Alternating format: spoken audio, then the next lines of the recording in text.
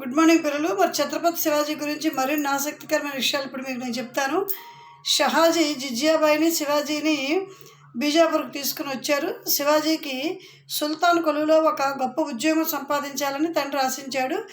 ఒకరోజు శివాజీని దర్బార్కి తీసుకుని వెళ్ళాడు. తండ్రి ముసల్మాన్ పద్ధతి ప్రకారంగా నమస్కారం చేయడం నేర్పిస్తే శివాజీ మాత్రం సుల్తాన్కి హిందూ పద్ధతిలో 2 చేతులు జోడించి నమస్కరించాడు.